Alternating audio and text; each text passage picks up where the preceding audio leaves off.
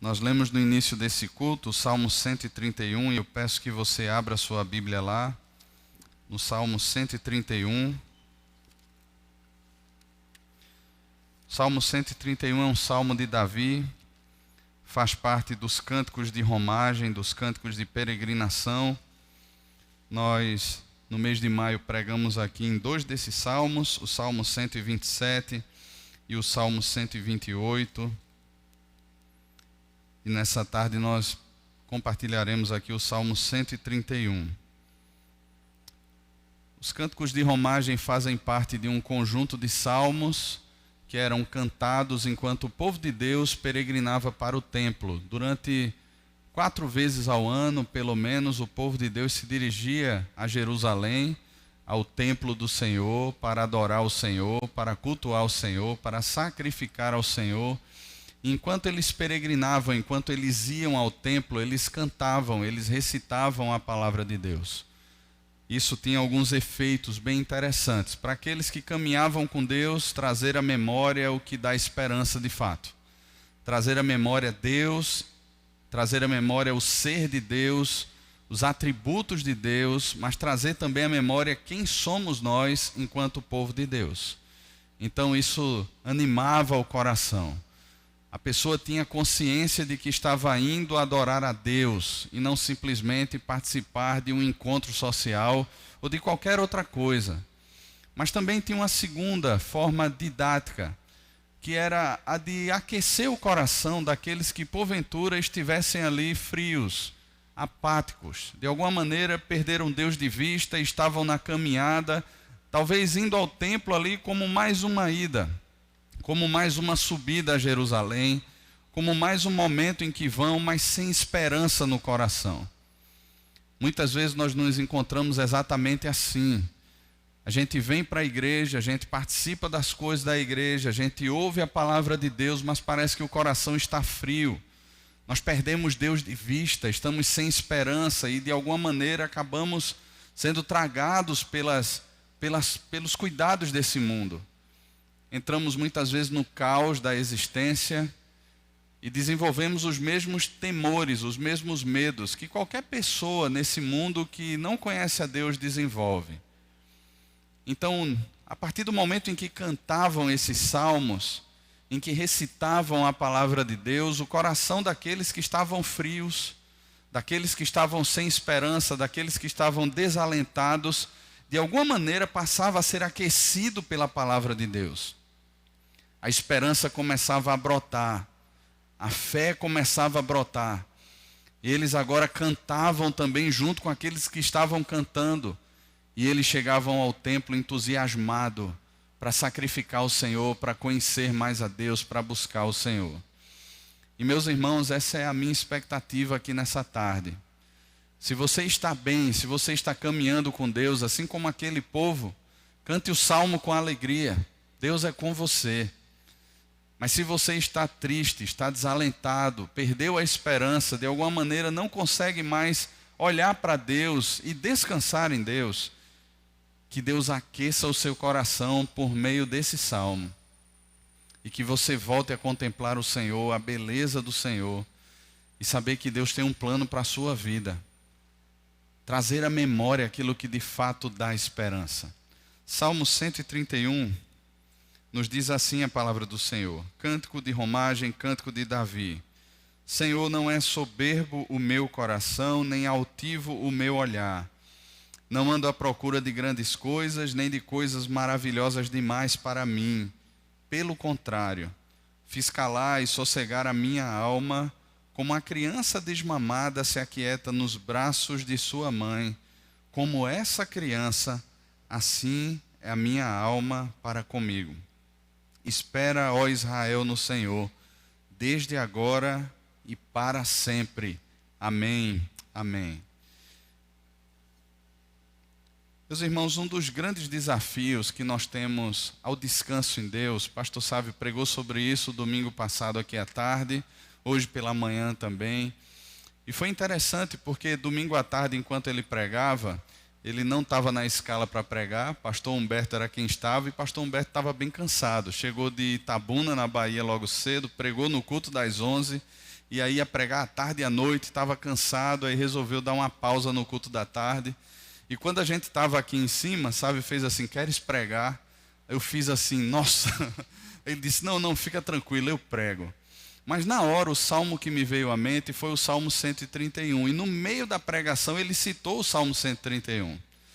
E na verdade o que Deus tem tratado com o meu coração nesses dias é sobre esses pontos que Davi expõe aqui nesse salmo. E a gente acaba descobrindo algumas coisas bem interessantes aqui.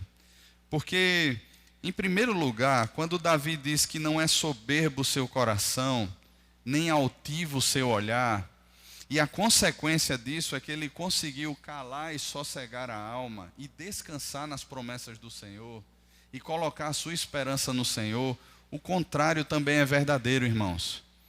E eu fico pensando o que é que de repente gera esse incômodo no coração, o que é que de repente gera essa ansiedade no coração, o que é que de repente toma o nosso coração e nos deixa tão aperreados, nos deixa inquietos, nos deixa de alguma maneira sem esperança.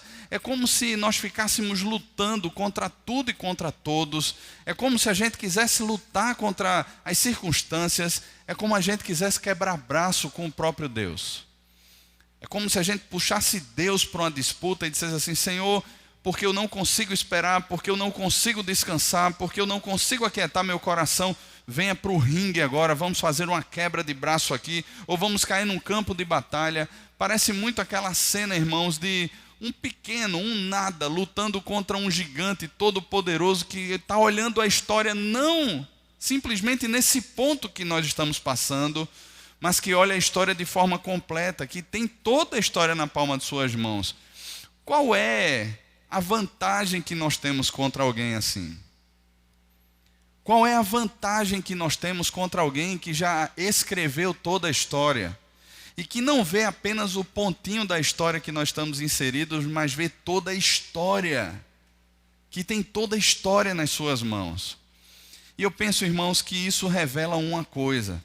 Se um coração que não é soberbo e olhos que não são altivos passam a descansar no Senhor, um coração que é soberbo e olhos que são altivos não descansam no Senhor. Não descansam. É como se de alguma maneira a soberba do coração que Davi descreve aqui fosse aquela tentativa nossa, aquela tentativa que qualquer pessoa que não conhece a Deus desenvolve e que muitas vezes permanece em nós como um tipo de hábito, como algo que nós aprendemos ao longo da vida e que de alguma maneira Cristo Jesus nos chama a despojar, mas nós insistimos, nós persistimos com esses hábitos, com essas manias que qualquer pessoa que não conhece a Deus tem, de alguma maneira olhando para a vida e dizendo assim, não, tudo depende de mim. Tudo depende de mim. Parece que aquela mentira que o diabo contou para Eva lá no Éden, de alguma maneira está querendo seduzir o nosso coração a que dependamos da força do nosso braço. E a mentira é, vocês serão como Deus. E a gente passa em alguns momentos da caminhada cristã, alguns momentos da nossa história, alguns momentos onde as circunstâncias não são fáceis, mas a gente descansa.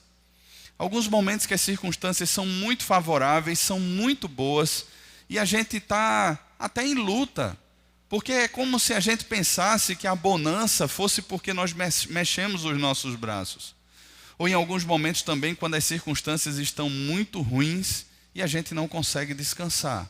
A gente vive esse misto de momentos altos e baixos, é como se a vida da gente fosse essa montanha russa, mas até nisso, até nessa aparente loucura que a gente vive, Deus ensina o coração da gente. E talvez nesse momento em que a gente enfrente, talvez nesse momento que eu ou que você estejamos passando, que a gente tente tomar a vida e a gente vá se cansando e vendo que muitas vezes as coisas, os prazos, os limites estão diante dos nossos olhos e a gente não consegue dar conta. Talvez seja exatamente em momentos assim, onde a gente já está tão cansado, que Deus faz questão de se revelar a nós e dizer assim, filho, descansa. Mas é complicado descansar, é ou não é? É complicado, sabe por quê? Existem limites, existem prazos. existem cobranças. E o pior de tudo, existe o nosso próprio coração. Porque nem sempre essas cobranças são reais. Nem sempre as exigências elas são reais. Mas nós aumentamos e muitas vezes até criamos por causa daquilo que nós achamos que é melhor. Por causa da nossa visão de mundo ou por causa da soberba do nosso coração. E talvez a gente precise, irmãos, colocar aqui, nesse sentido, as palavras certas nos lugares certos. E a palavra que Davi usa aqui é soberba. É essa tentativa do coração de gerenciar a própria vida. Sabe, lá em Tiago, eu gosto muito da carta de Tiago, alguns chamam de Provérbios do Novo Testamento. E Tiago, lá no capítulo 4, ele fala sobre um grupo de membros daquela igreja, que era um grupo empreendedor, era um grupo sonhador. Era um grupo que estava olhando para a vida e dizendo assim, olha, nós vamos fazer a vida acontecer. Nós sabemos como fazer. Olha, existe a cidade tal, lá a gente vai, passaremos um ano, negociaremos, teremos lucros. À vista, irmãos, da sociedade normal, da sociedade normal não, né? Da sociedade do mundo, das pessoas que não conhecem a Deus, essa seria a proposta comum. Porque todos os dias as pessoas saem para vencer na força do braço. Todos os dias as pessoas saem para lutar e garantir o seu pão de cada dia. Para de repente armazenar em seus estoques e dizer assim, olha, nós temos agora pão para um ano. Mas não é interessante que o povo de Deus, ele não é um povo que caminha segundo os padrões desse mundo? Vamos supor, vamos pensar aí no caso do povo no deserto, 40 anos no deserto. Como é que Deus alimentava o povo no deserto? Por meio do maná que caía do céu. Quando o povo está desesperado e dizendo assim, a gente não aguenta mais comer maná, Deus manda aves. Mas é Deus quem dá o pão de cada dia. E é interessante que é essa oração que Jesus nos ensina. O pão nosso de cada dia, dá-nos hoje. E é interessante também como Jesus nos chama a perceber as coisas simples da vida. Lá no Sermão do Monte ele diz assim, olhem as aves do céu, olhem os lírios do campo. O Senhor alimenta as aves e o Senhor veste os lírios do campo. E nem Salomão, em toda a sua glória, conseguiu se vestir como um simples lírio do campo. E Jesus ali nos chama a lançar sobre ele a nossa ansiedade, os nossos cuidados, e a não ter as preocupações com o dia de amanhã, porque basta a cada dia o seu próprio mal. E nos chama a mergulharmos e nos convida a entrarmos num mundo que é completamente contraditório a visão das pessoas desse mundo. Porque veja, o que o ser humano caído em pecado pensa, a forma como ele raciocina é, eu preciso garantir o meu pão de amanhã. O de hoje já está garantido, eu preciso garantir agora o de amanhã. E a matemática do reino de Deus é, Deus deu o pão a você hoje, então seja grato pelo hoje. Só que o amanhã já está às portas. Nós temos um dia que já está se findando. Daqui a algumas horas entraremos no dia de amanhã. E saber que eu não tenho garantias humanas nenhuma, que eu não tenho certeza nenhuma do amanhã, gera o que no meu coração? No coração de qualquer pessoa que não conhece a Deus, ansiedade. Como é que vai ser o amanhã? Porque a soberba conduz o coração a querer de alguma maneira se garantir. Mas no coração daquele que conhece a Deus, eu não vou nem dizer como é que acontece, eu vou dizer como deveria acontecer. Deveria acontecer da seguinte forma, Deus já garantiu o meu amanhã, então eu vou descansar. Mas é complicado viver assim, não é? E sabe por que é complicado viver assim, irmãos? No final das contas, é complicado viver assim, porque o nosso conhecimento de Deus não é apenas superficial, mas a nossa relação com esse Deus, ela também é superficial. Eu não estou querendo aqui lançar uma culpa sobre você do tipo assim, você precisa ler a Bíblia agora todos os dias e orar todos os dias e fazer isso todos os dias, não. Mas eu quero dizer para você, e não estou com isso alisando a sua cabeça e deixando as coisas melhores para você. Mas eu penso que nesses processos, onde muitas vezes a gente está lá no vale, Deus aproveita para ensinar o nosso coração e de alguma maneira nós amadurecemos nesses processos. E não são processos fáceis, são processos difíceis, irmãos. Mas as lições que nós precisamos aprender nesses processos é que Deus não está abrindo mão de nós. Deus não está nos desamparando. Mas em meio a esses processos, Deus está quebrando algo no nosso coração chamado soberba. Deus está fazendo questão de ensinar a mim e a você que os mansos é quem herdarão a terra. Veja, na perspectiva do mundo, quem herda a terra são os ferozes, são os aguerridos.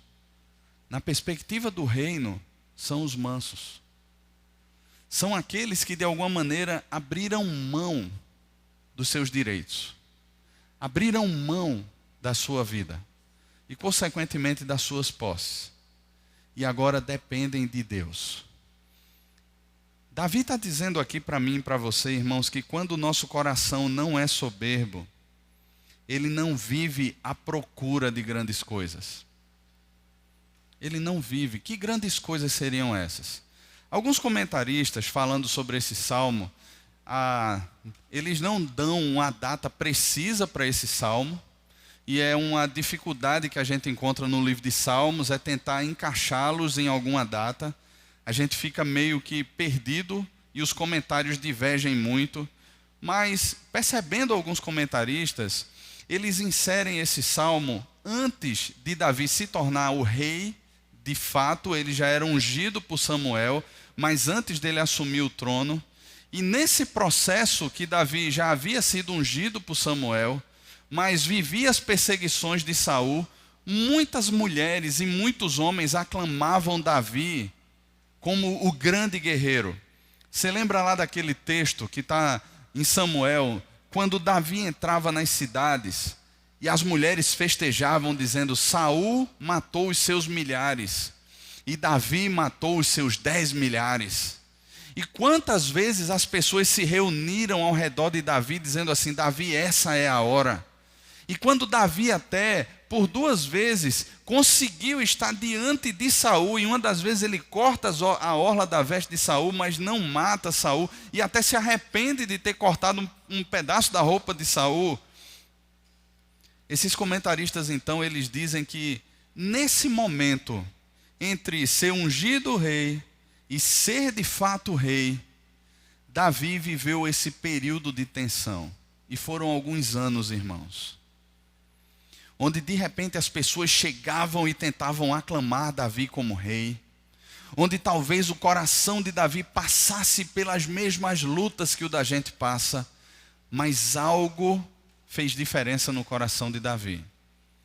Se Davi de repente naqueles momentos fosse tomado pela soberba, ele estaria atropelando um tempo que o próprio Deus determinou, e ele estaria caindo na ansiedade. Imagina Davi dizendo assim: eu já fui ungido rei, eu já tenho isso de Deus, Samuel, que é o profeta, me ungiu, agora eu tenho direito e eu vou tomar o meu lugar nesse mundo.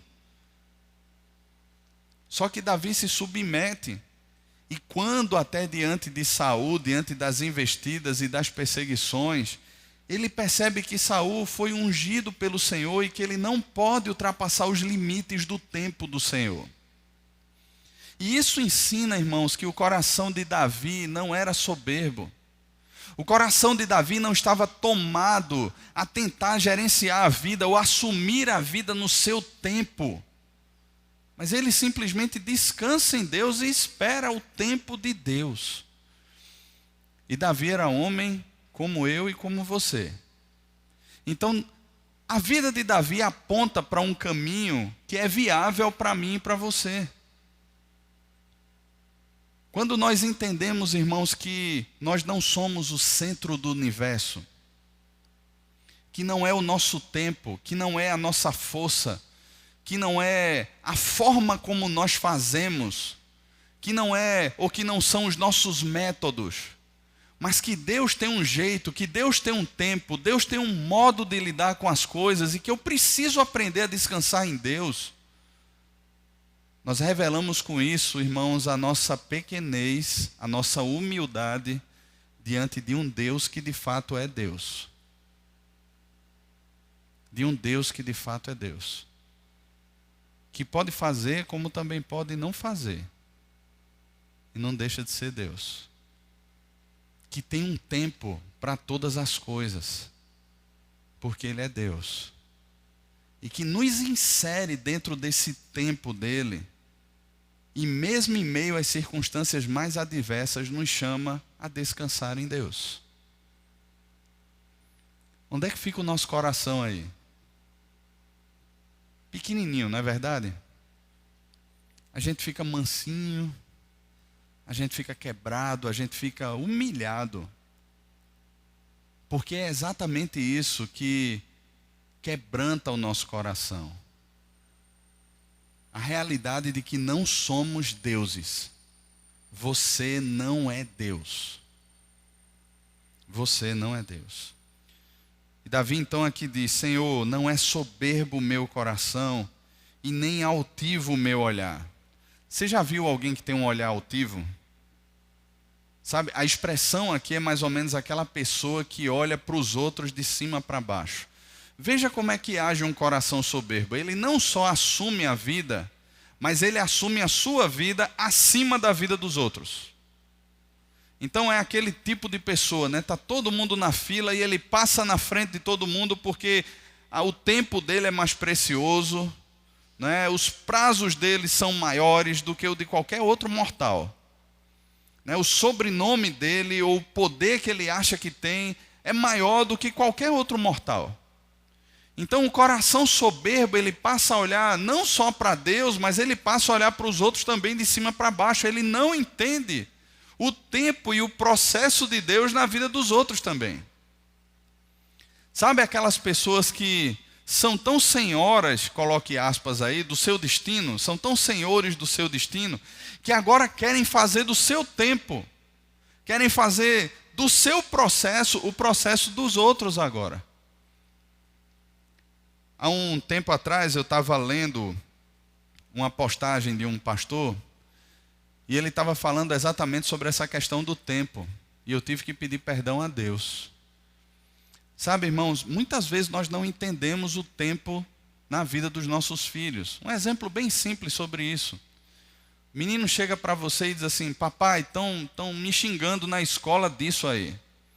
Eu e você, que já fomos muito xingados e vencemos e hoje estamos vivos aqui, a gente interpreta isso de forma banal. A gente olha para isso e diz assim: que bobagem, menino, você vai aguentar, é assim mesmo. Se ligar é pior ainda.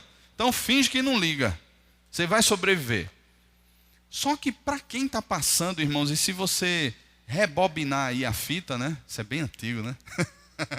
Voltar aí algumas músicas aí na sua playlist, voltar alguns anos aí, tá melhor, né?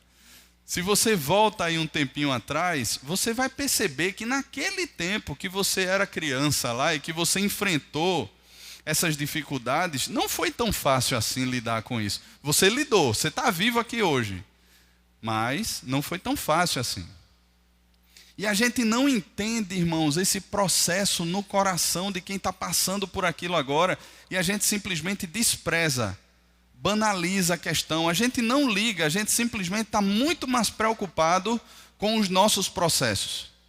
Mas de repente, se você chega para alguém bem mais experiente que você e diz assim: eu estou passando por isso aqui agora, está apertando o coração. Imagina o cara lá na frente agora que já passou por aquilo, olhando para você e diz assim: deixa de ser bobo, rapaz. Isso aí, daqui a pouco eu já passei por isso e estou bem aqui. Como é que você se sentiria? Essa é a alma do olhar altivo. É alguém que simplesmente olha para o outro agora e não entende o processo na vida do outro. Simplesmente quer que a coisa seja instantânea, pensando ele que foi assim na vida dele e não foi. Mas a soberba aqui, a altivez de olhar, né, olhar para cima, né, olhando de cima para baixo, leva a essa má interpretação da vida. Irmãos, todos nós estamos inseridos em processos. Nunca vai ser igual, ainda que nós passemos, eu e você, a gente tem o mesmo emprego, vamos ser alvo da mesma demissão. O fato é que nós vamos processar isso de forma diferente. A experiência e o que nós enfrentaremos ali, as demandas do nosso coração não serão iguais. Não serão. Primeiro, porque nós somos pessoas diferentes. E segundo, porque Deus vai trazer aplicações diferentes, talvez diante da mesma circunstância. Então, o que a gente pode fazer um pelo outro é orar, ter um nível de identificação, assim como o autor aos Hebreus descreve no capítulo 5 de Hebreus. O sumo sacerdote, ele se identificava, porque ele também era pecador. Mas ele se identificava com as pessoas, com os processos das pessoas, com os pecados das pessoas, em um determinado nível. Porém, irmãos, nós temos um sumo sacerdote, Jesus, que conhece profundamente o nosso coração, que conhece profundamente as nossas crises, que sabe exatamente como nos tratar. Ele sabe em que ponto do processo da história nós nos encontramos. E Ele sim sabe como pastorear o nosso coração. De repente, dentro da sua casa, você está conversando com seu marido ou com a sua esposa, abrindo o coração, colocando para fora ali seus temores, e talvez o seu cônjuge ali não consiga discernir muito bem, porque a identificação, ainda que vocês sejam uma só carne, ainda que devesse existir essa identificação profunda, mas por mais, irmãos, que a gente tente se aproximar do que de fato envolve, do que de fato está tomando o coração, nós não conseguimos, mas Jesus consegue. Jesus consegue. Ele sabe profundamente o que se passa no nosso coração. Ele sabe, ele conhece o ponto da história que nós estamos inseridos. Ele sabe, ele conhece profundamente. E ele sabe como tratar conosco. Agora imagina você, se o coração não é humilde, se o coração é soberbo e se os olhos são altivos, como é que você olha até para o que Jesus diz a você? Como é que você se coloca diante da própria palavra que Deus fala para você? Geralmente pessoas assim se colocam com altivez também. E ao invés de ouvirem a palavra de Deus, elas correm para interpretar a palavra de Deus como elas acham que deve ser. E a altivez é comprovada na segunda-feira, quando ao invés da gente descansar e confiar em Deus, a gente sai para tentar resolver na força do braço. E de alguma maneira nós somos tomados pela ansiedade e pelos temores desse mundo que revelam para mim e para você, que mostram para mim e para você a nossa falência. A gente não consegue dar conta. E aí, se a gente corre humildemente para Jesus, irmãos, a gente encontra nele o cuidado para a nossa alma. Mas se a gente insistir em, de alguma forma, por meio do pecado da soberba e da altivez, gerir a vida com a força do nosso braço, nós afundaremos num poço ainda maior. Mas cedo ou mais tarde, nós colheremos os frutos penosos da dependência da força do braço. Davi então diz assim: não ando à procura de grandes coisas, nem de coisas maravilhosas demais para mim. E aí o versículo 2 diz: pelo contrário, não é soberbo, não é altivo, não ando à procura dessas coisas. Ao contrário de tudo isso, que de repente poderia tomar o coração, que de repente poderia gerar toda essa crise, que de repente poderia apontar para a minha falência, que de repente me esmagaria, que revelaria que eu não sou nada, que eu sou fraco, que eu não consigo gerenciar, que eu não consigo resolver as minhas crises, que eu não consigo resolver a crise dos outros. Eu fiz calar e sossegar a minha alma. calar e sossegar a minha alma. Irmãos, como é que uma criança se aquieta nos braços da sua mãe? Você já parou para pensar que a criancinha, ela aprende, ela conhece o cheiro da mãe? Ela sabe o cheiro da sua mãe. Ela conhece até os batimentos da sua mãe. Ela estava no corpo da mãe.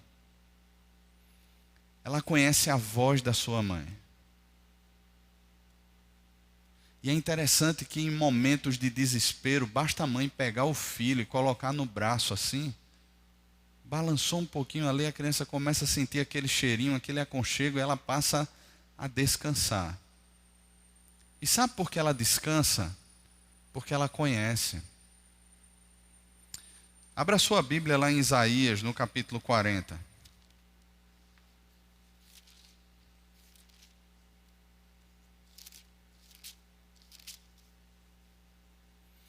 Isaías 40, a partir do versículo 12.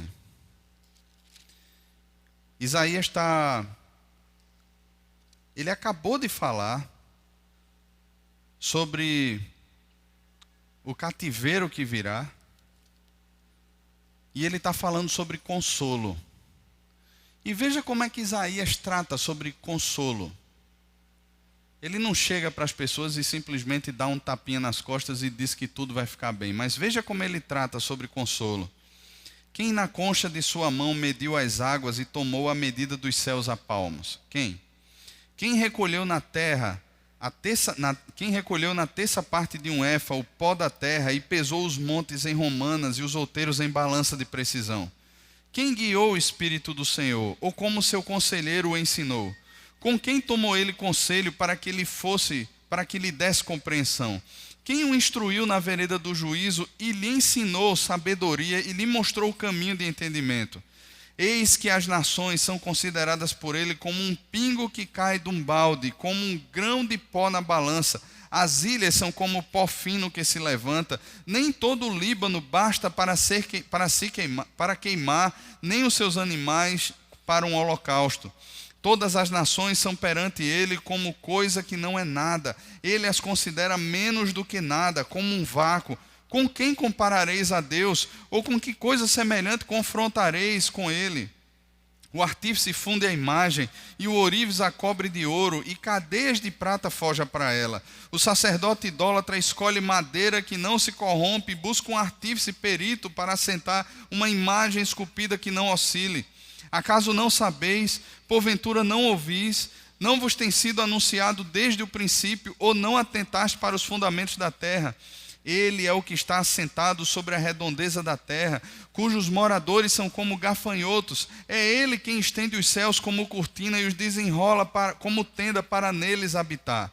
É ele quem reduz a nada os príncipes e torna em nulidade os juízes da terra. Mal foram plantados e semeados, mal se arraigou na terra o seu tronco, já se secam, quando um sopro passa por eles e uma tempestade os leva como palha. A quem, pois, me comparareis para que ele seja igual, diz o santo? Levantai ao alto os olhos e vede quem criou essas coisas, aquele que faz sair o seu exército de estrelas, todas bem contadas, as quais ele chama pelo nome, por ser ele grande em força e forte em poder, nenhuma só vem a faltar. A gente poderia parar o texto aí e dizer assim: nossa, que grande Deus eu tenho. Mas o massa é que Isaías prossegue. E ele revela um Deus que não é só aquele Deus criador e sustentador, todo-poderoso, incomparável. Mas veja só o que é que ele passa a dizer. Porque dizes, pois, ó Jacó, e falas, ó Israel, o meu caminho está encoberto ao Senhor, e o meu direito passa despercebido ao meu Deus. Não sabes, não ouvistes que o eterno Deus, o Senhor, o Criador dos fins da terra, nem se cansa, nem se fatiga? Não se pode esquadrinhar o seu entendimento. Ele faz forte ao cansado e multiplica as forças ao que não tem nenhum vigor. Os jovens se cansam e se fatigam, e os moços de exaustos caem. Vamos ler junto, irmãos, 31. Mas os que esperam no Senhor renovam as suas forças, sobem com asas como águias, correm e não se cansam, caminham e não se fatigam. Amém. É assim que uma criança se aquieta, irmãos. É assim que uma criança desmamada se aquieta. Sabe por quê? Ela se sente segura. E é exatamente assim que Deus nos coloca diante dele. Em segurança. Ele nos cerca por trás e por diante, e sobre nós põe a sua mão.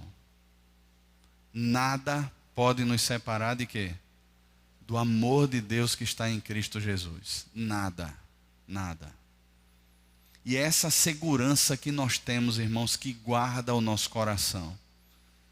Deus tem promessas a meu e ao seu respeito. Deus cuida de nós.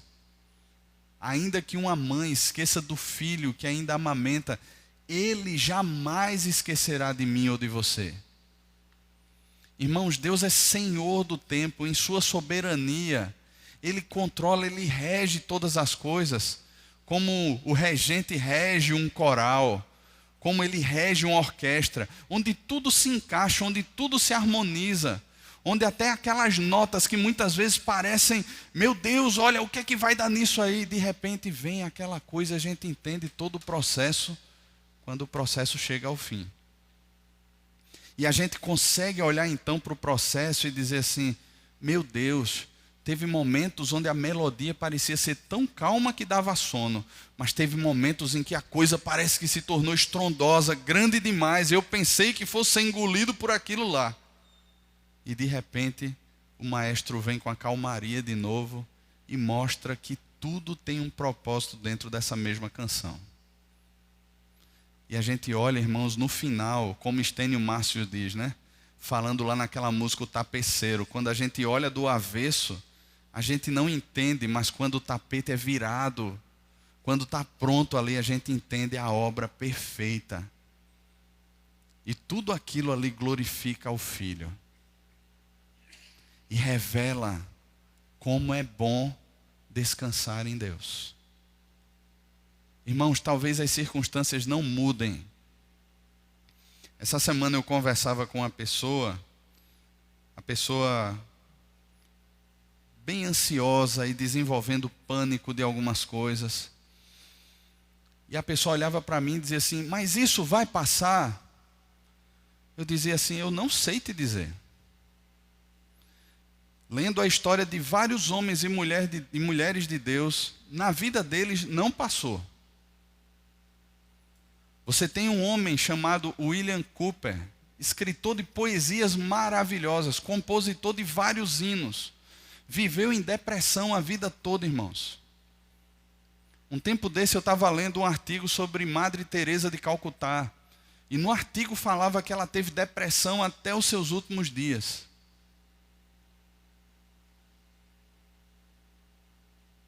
Homens como Charles Spurgeon viveram a depressão. Momentos, irmãos, em que o coração ele é humilhado, ele é esmagado.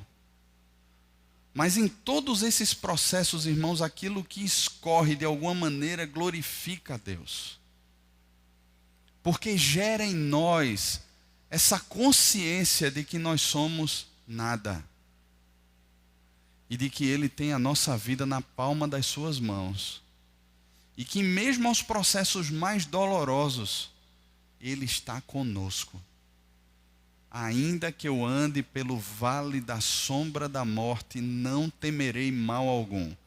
Não é porque de repente as luzes se acenderam ali, não é porque alguma coisa mudou, mas é porque tu estás comigo. E aí habita toda a diferença, irmãos. E é por isso que Davi pode finalizar dizendo, espera, ó Israel, no Senhor, desde agora e para sempre.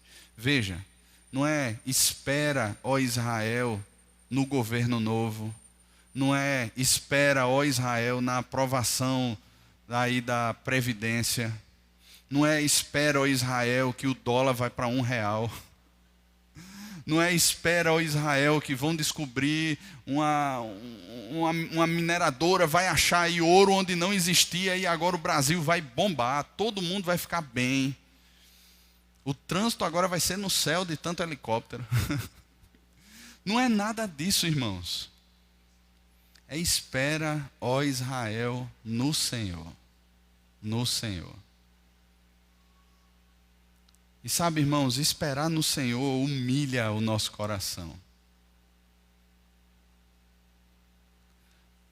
Porque continua revelando que o coração soberbo é humilhado quando colocado ali em modo de espera. O soberbo quer fazer tudo no seu tempo. E não é que as dores não sejam reais, mas é que a esperança também é real em meio às dores. Ou deve ser real em meio às dores.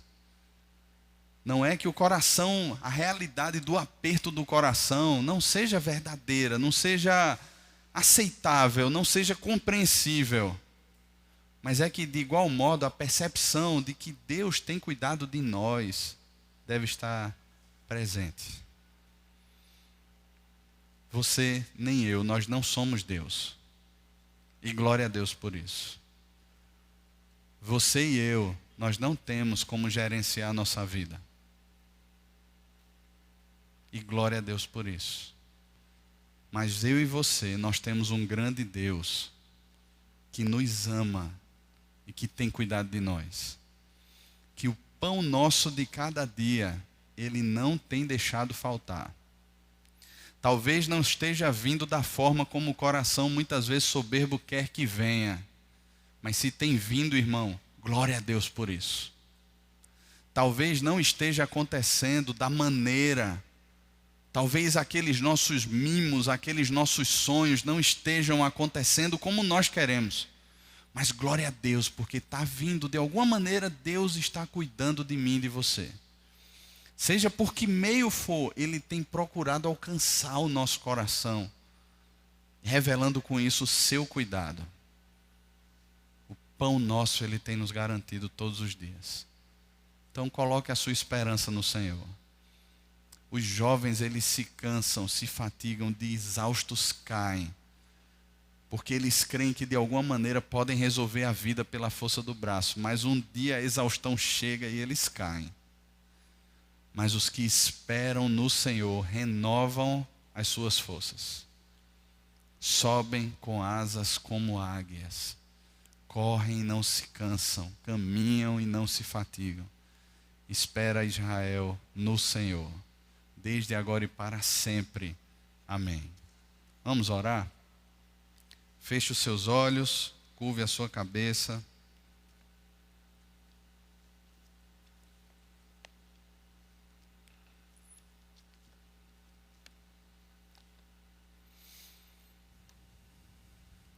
Essa parece ser uma pergunta bem comum aqui. Mas como é que está o seu coração? Como é que está o seu coração? Como é que está o seu coração diante do tempo de Deus? Como é que está o seu coração diante dos nãos de Deus? Como é que está o seu coração diante dos meios que Deus tem dado a você para garantir o seu pão? O desafio é ter um coração grato, irmãos. O desafio é o desafio de crer que Ele é o nosso Deus e que Ele tem cuidado de nós. De todas as formas, por vários caminhos, Ele tem cuidado de nós. A gente não tem como garantir o dia de amanhã, mas Ele tem. A gente não tem como, ainda que a gente faça previdência, ainda que a gente faça isso, ainda que a gente tente ajuntar, a traça e a ferrugem vem e corrói, ladrões escavam e roubam. Mas nós somos chamados, irmãos, a descansar na busca de um reino que não passará, onde os tesouros não são roubados nem se corrompem, e onde o governante supremo governa com justiça, com equidade.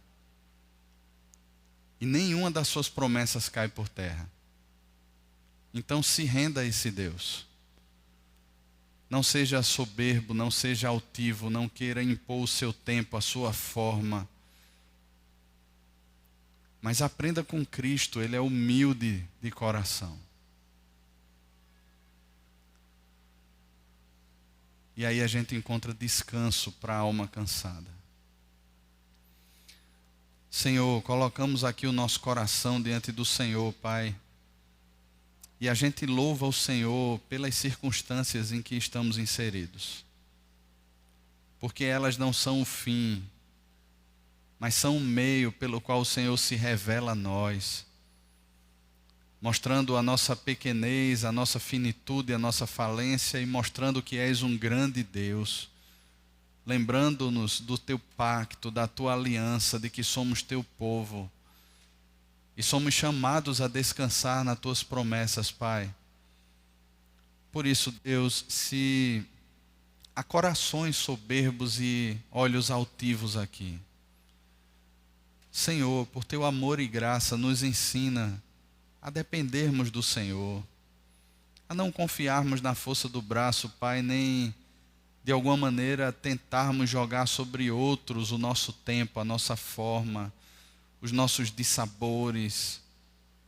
Ó Deus, nos dá uma vida leve, nos dá uma caminhada leve e segura, como é promessa do Senhor.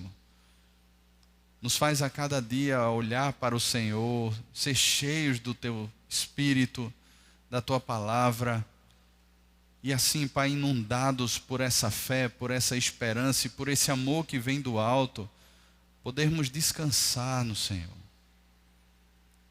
No nome de Jesus, Pai, se há corações cansados aqui, que o teu Santo Espírito, por meio já de tantas pregações, onde o Senhor tem insistido em tratar com o meu coração e com o coração talvez de outros irmãos aqui, o Senhor nos faça, Pai, de uma vez por todas, declarar a nossa falência